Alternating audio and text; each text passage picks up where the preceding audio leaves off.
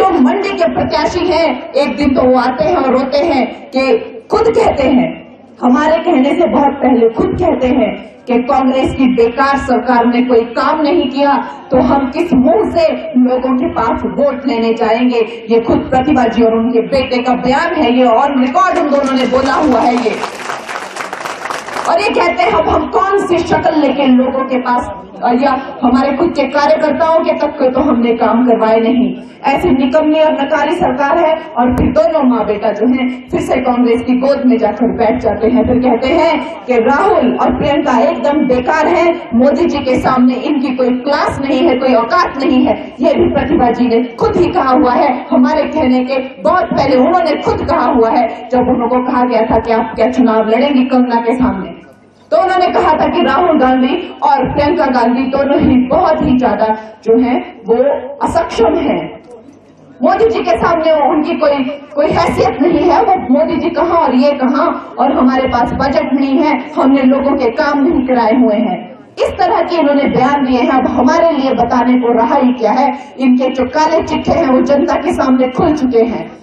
और राजा बाबू हैं, वो कहते हैं कि मैं सनातनी हूँ, मैं हिंदू हूँ, और फिर कहते हैं सियापति हनुमान की जय। कोई होश ही नहीं है उनको। अभी कल भी उन्होंने कहते कि जवाहरलाल इंदिरा गांधी हमारी पहली राष्ट्रपति थी और जवाहरलाल नेहरू जब 22 साल जेल में थे।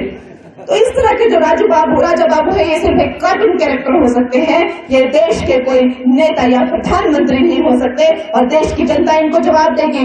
परिवारवाद की दिमक से यहाँ तक तो पहुंच गए हैं, लेकिन इसके आगे अब जनता जनार्दन है, जनता इन्हें इनका स्थान दिखाएगी। और दोस्तों, हमारे तपस्वी, हमारे त्यागी, हमारे योगी मोदी जी को हम 4 की 4 सीटें देंगे और 90% हम वोटिंग यहाँ पे करेंगे।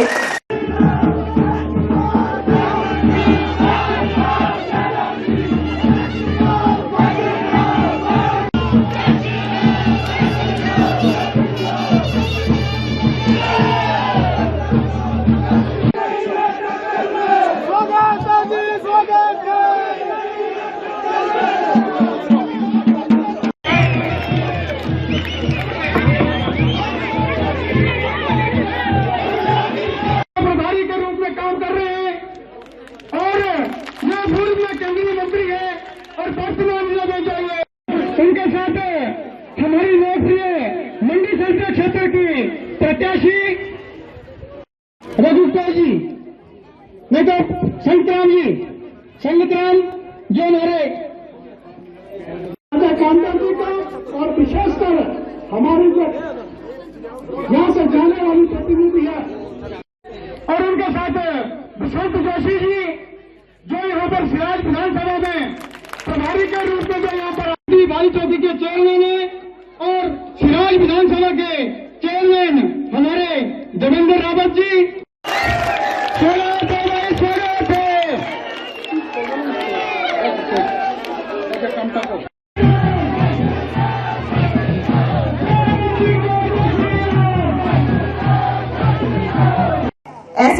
ऐसी हमारी एमपी है जिनको कभी किसी ने देखा नहीं, और आपको जानकर बहुत दुख होगा दोस्तों।